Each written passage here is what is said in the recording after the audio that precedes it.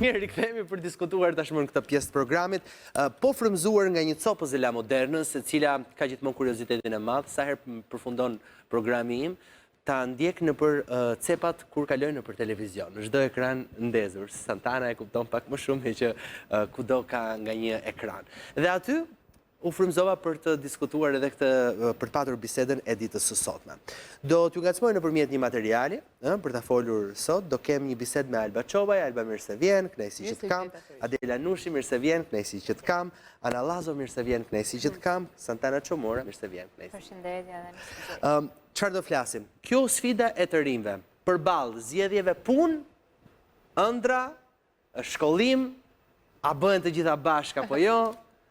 Është e mundur që t'i bëjmë gjitha bashkë? Do m'jepni nga një koment pas pak. Dua që ndjeni rehat si në pranë ato komoditetin e shtëpisë tuaj edhe të bëjmë një bisedë këndshme mes mish. Shkojmë pak tek materiali dhe rikthehemi për ta diskutuar.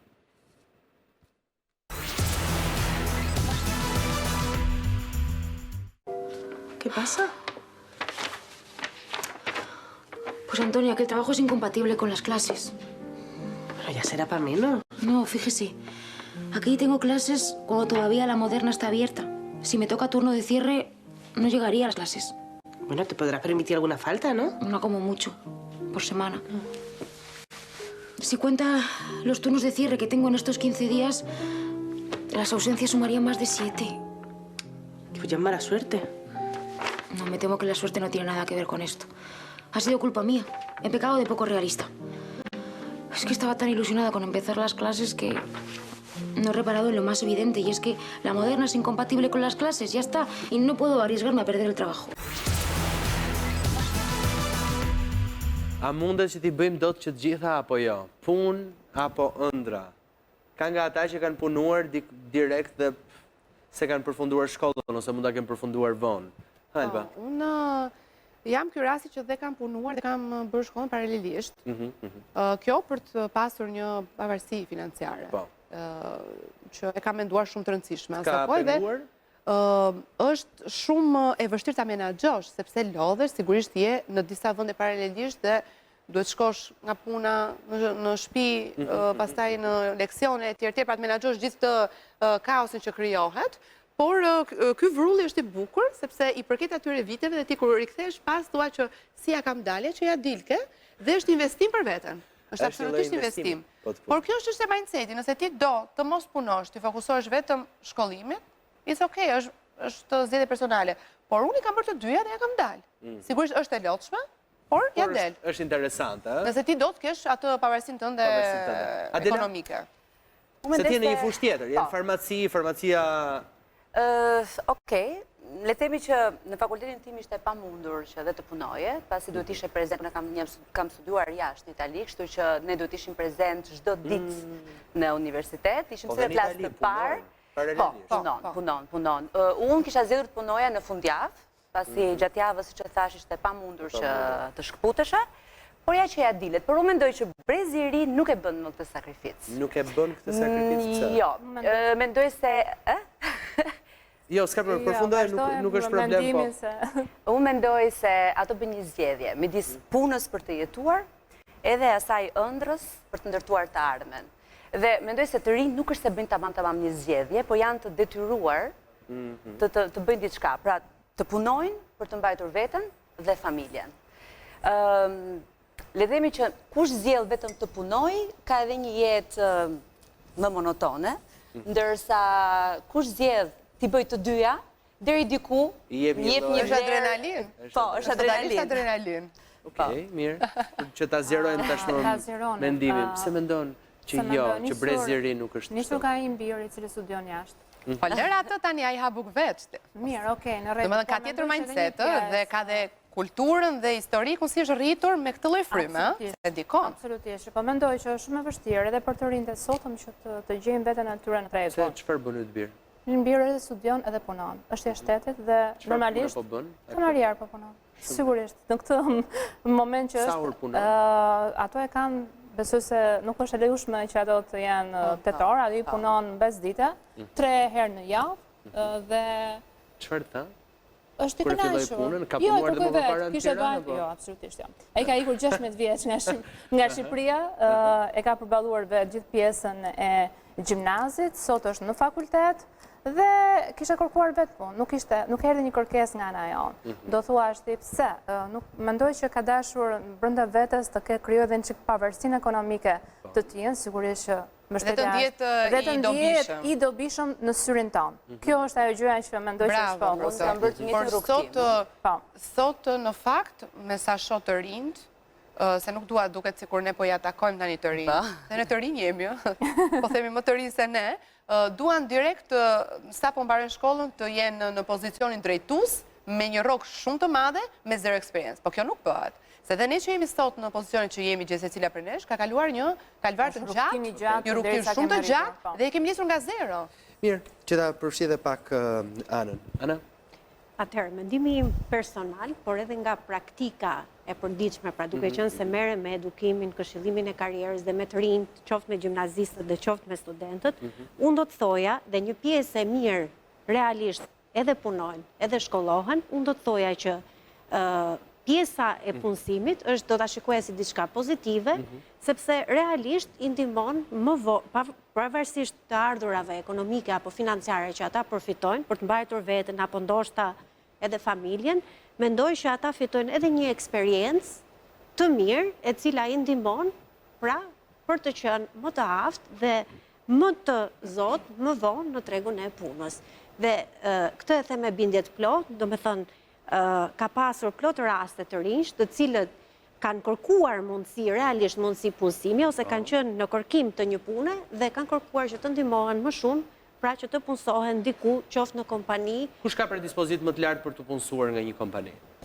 Një ri i cili ka bërë edhe ka një edukim, Ka një edukim, se po s'pate edukim, ti ja ke mbyllur portat vetes tu për çdo lloj gjëje, pra ti thjesht merr një lek momental. Pra shkolla po them, thua është e rëndësishme. Absolutisht është baza, është themeli më i rëndësishëm. Kjo që thash, Nëse ti që kanë kërkuar është pjesë e studentëve, të cilët janë në fundim të bachelorit, janë pjesë e praktikës dhe më pas kërkojnë që të integrohen më së miri në tregun e punës për të pasur aftësi më të mira, më vonë, pra për të qenë më të fortë dhe patjetër që edhe për të marrë të ardhura financiare, për të paguar, për të qenë.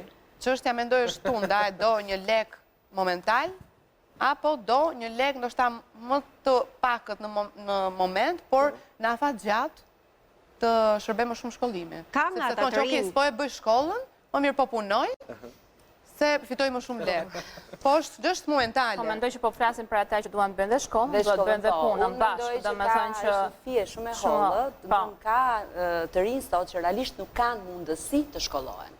Dhe për mendimin tim sepse duhet të punojnë, thua. Po, sepse duhet të punojnë, sepse kanë përgjegjësi, sepse ndoshta kanë një familjar i cili ka nevojë për ta, kështu që ajo Në Itali, Adela, jam kurioz, a studionin direkt apo përfundonin gjimnazin apo merrnin edhe në një vit pushimi? Jo, direkt. Unë kam studiuar, në fakt jam shkputur nga Shqipëria në moshën 14 vjeçare. Kam bërë Pra si djali i Po, shumë e vogël, kam shkuar në një kolegj privat.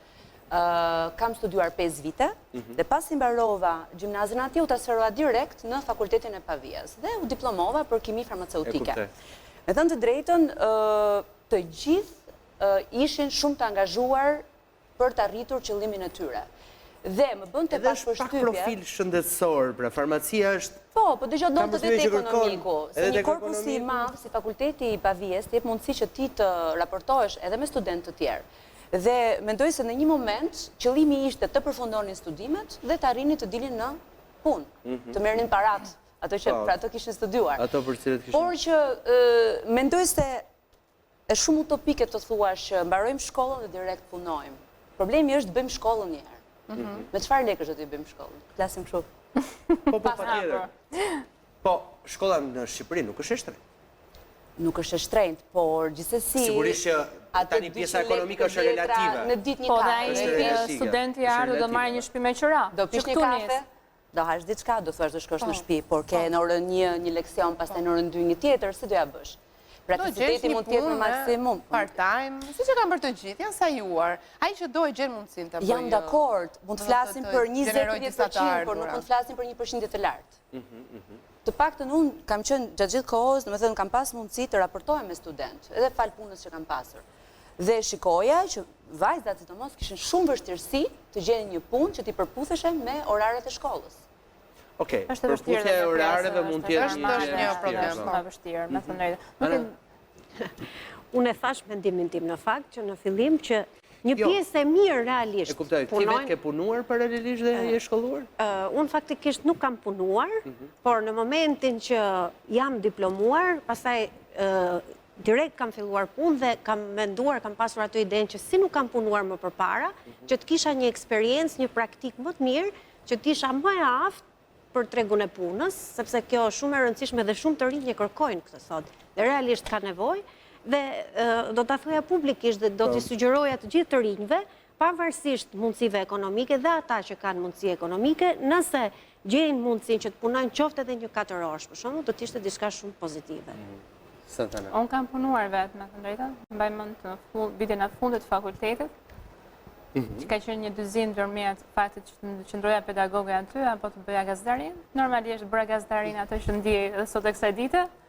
Dhe kam bërë përkthimet vogla, por atyre ishin goxha të majme në syrin tim, të themi. Sa para grumbulloje ti në atë kohë?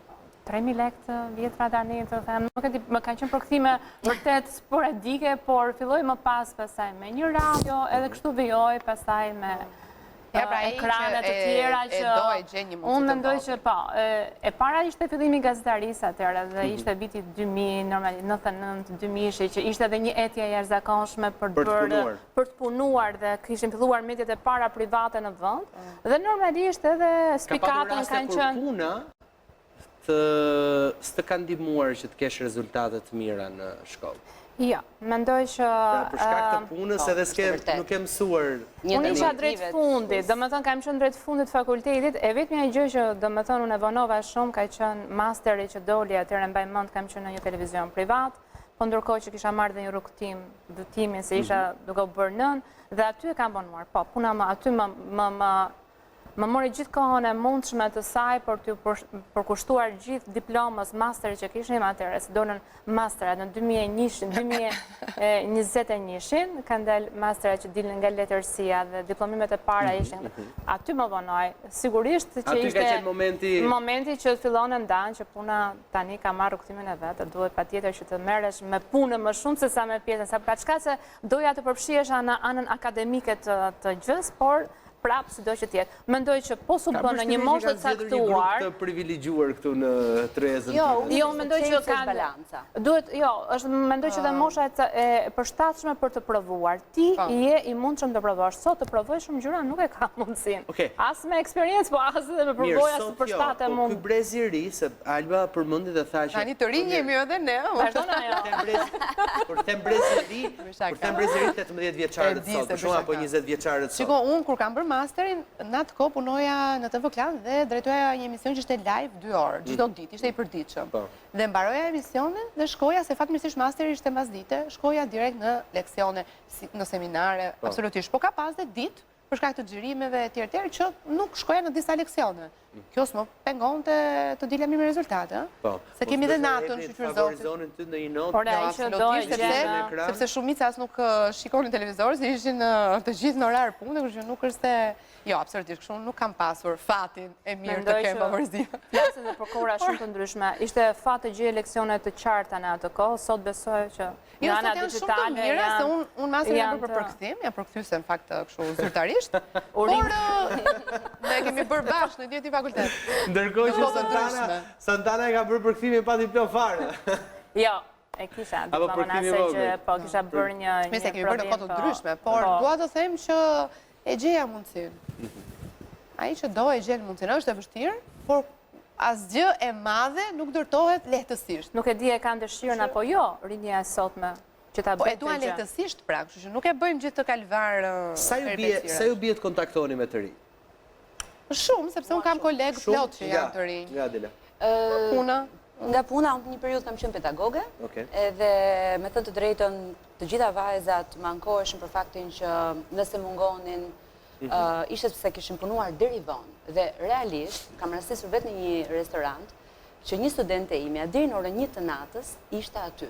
Dhe të nesërme në orën 8, unë duke qenë old school, made in Italy, e gjitha, isha nga ato që bëja çdo mëngjes apelin, se kisha zgjohem unë, automatikisht do vini dhe ju. E kuptoj. Kështu që ajo mungoi të resemen. E justifikova? Po. Bëra mirë? Nuk e di, se ndoshta e favorizova. E kuptoj. Por që Ka gjë se vap ke bërë mirë.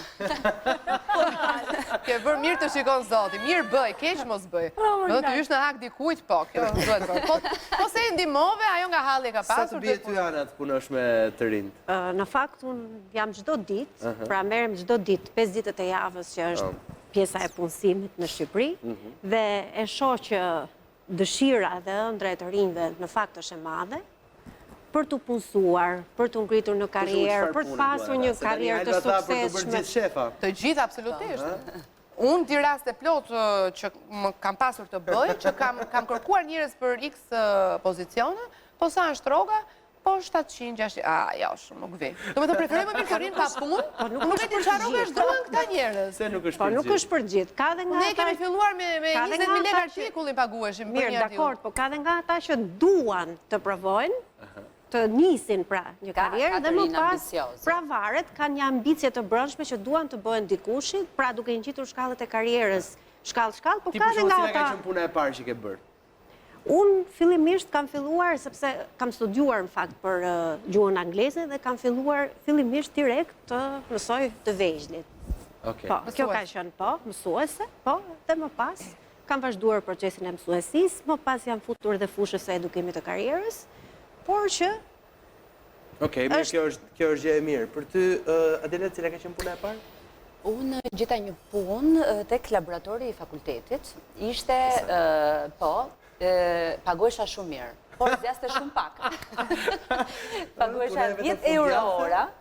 Fillimisht, pasi e mora në qikvetën, se fundjavë ishte 2 vitet e para, kër isha stadializonjës, ishte një punë që duhet të monitoroja ajrin e ndotur për fabrikat të mëdha. Paguesha shumë mirë, po zjaste shumë pak. Fiks për të quar në Elbasan të mu. Po, nuk e bëjmë. Aty s'del, pas 2 ditësh kthehesh. Po jo, ishte një eksperiencë shumë interesante. Besoj që në breva po, sot më gjendën format se si mund punoj një student, një nga format që tani po më shkon në mendje është të mbajtjet e sociale. Okej. Që deri diku mendoj pra me online në fakt ka shumë hapësirë, po, ka hapësira të mundshme që të ofrojnë që ti përveç faktit fizik të punës fizike që do të jetë prezent deri në orët e vona në punë, por sot mund ta kesh edhe këtë mundësi të mbajtjet e sociale, të qëndrosh, bësh 2-3 foto të bukura, besoj se çdo i ri sot e ka këtë tendencë. Ka shumë mundësi, ndoshta. Për çfarë? Për të punësuar, për të gjetur punë. Edhe kjo pjesa online është diçka pozitive. Pra nuk është se ka qenë dikur. Ka ndryshuar, besoj, trendi dhe kërkesat. Pra, sot janë shumë më të larta mundësit. Dhe unë mendoj që çdo punë është e bukur në llojin e vet. Në fakt, po të shikojmë edhe trendin, ka shumë rritje për kërkesa, në rritje për profesione si IT, programim, gjithçka që lidhet me AI, po kalon totalisht në digitalizim, ka dhe mastera vetëm për këtë, që janë online, në Londër, ka në London Business University, ka shumë që ofrojnë online të ndjek nga area Jo, në fakt, sot çfarë po ndodh, po ka edhe një tjetër frym, në fakt, që është krejtësisht ndryshe. Njerëzit po orientohen drejt kurseve të shkurtra, dhe trajnimeve të cilat janë shumë të shkurtra, pra të cilat mund të jenë edhe 6 mujore. Madje kam dëgjuar shumë shpesh që ka edhe praktikat huaja këtu në Shqipëri, flas praktika në periudhën e gjimnazeve ose post gjimnaze, 1 vjeçare apo 2 vjeçare, ku ti mund fuzesh direkt në sistemin bankar, ose mund punosh direkt IT, pra që janë këto kombinimet e shkollave praktik edhe teori dhe ti me njëherë punësohesh. Apo kjo dëshira për të bërë para dhe për të gjetur me njëherë një punë, apo ndoshta apo i orienton njerëzit më pak drejt shkollës? Pra një qasje tjetër që nuk është kjo e me njëhershmja për të shkolluar, për të bërë, pra dikush, marr rastin, qofse Adela ka studiuar për farmaci, thot dikush, pse duhet studioj unë për farmaci? Ka që gjërë e gjatë, kur në Shqipëri, gjithmonë është nënvlerësuar sepse është parë si një punë ku ti përfundon më pas duke shitur në një pikë farmaceutike me atë Gjë, ajo ka të bëjë edhe me njeriu. Me zgjedhjet personale, sigurisht. Sa pasion e ke. Absolutisht që dalim te pasioni, sepse nëse ti e bën mirë diçka, sigurisht do të shpërblesh në fund dhe do bësh para me atë gjën. Nëse ti nuk je i zotit e ajo gjë, nuk do bësh. Është shumë e thjeshtë, është matematik. Unë mendoj që me punën ne zgjohemi në mëngjes. Okej. Por, Ky është motivi motivi është për të puna. zgjuar. Por, realisht, për të vazhduar përpara, janë ëndrat. Dhe për këtë gjë, jam Duhet kesh shumë ëndra për të shkuar diku. diku. Po. Sepse të vetëm të punosh, për mendimin tim, bën një jetë që vazhdon, deri diku, po, aq. Tani, me që prekëm këtë pjesën e ëndrave, duhet ta ka pak. Sa ka qenë, sa kanë ndryshuar ëndrat nga mosha 18 deri sot? Shumë. Mbaj mend fare. Shumë. Kanë ardhur duke u... Çfarë ëndre ke patur 18 vjeç, Elba? Të punoja në televizion. Okej. Kështu që ndryshojnë absolutisht. Po, dhe mbasi e provoj, pastaj? Ndryshojnë, pra. Ndryshojnë, në? Pra, nuk pëlqeu më televizion? Jo, më pëlqen, absolutisht, nuk po them këtë. Unë mund të rikthehem dhe shumë shpejt, ose jo. Po. Jo është pikpyetje. Dakor, po, e kam fjalën... Dua të them që jo, më pëlqen, por kam Nuk është objektiva një të tjera. entuziazm, ndoshta Jo, nuk ndryshon, do sepse luftoje ndryshon sot dhe për objektiva. televizionin, po një lloj siç do Jo, luftoje jo, 18 vjeç. absolutisht. Pra, ndryshon pak edhe... Ndryshon sigurisht mënyra si ti e jetën, objektivat, qëllimet. Pse ndryshon? Ndryshon sepse arrin një lloj maturie, një lloj pjekurie, një lloj profesionalizmi aty ku ti je, që të bën detyrimisht të kërkosh gjëra të tjera edhe më të mëdha. Gjithmonë flasin për më shumë, unë shikoj gotën gjithmonë plot. E kuptoj. Më thonë kam ai person që rri në comfort zone. Me sistemin financiar apo si? Pra ti fillon dhe mendon dhe thua unë dua të marr më shumë dhe Me çdo gjë, sepse sepse unë kam takuar për shembull shumë gazetarë të cilët kanë ndryshuar totalisht profesionin e tyre. Nga gazetaria i takoj nëpër sektore të ndryshme. Dhe thonë nuk kam se të jem gazetar, e kam transformuar këtë profesionin tim. Po, jam prap me gazetarin, besoj. Jam përsëri në Me gazetar. gazetarin duhet janë nëse... Ka një lidhje thua me. Po, ka një lidhje me gazetarin, të cilat duhet të jetë një fushë e cila Cila ka qenë 18 vjeç ëndra jote? Santana? të bësh a balerin. wow. Po jam marrë me balet, po jo. Se di, mendoj që ka qenë kjo pjesa.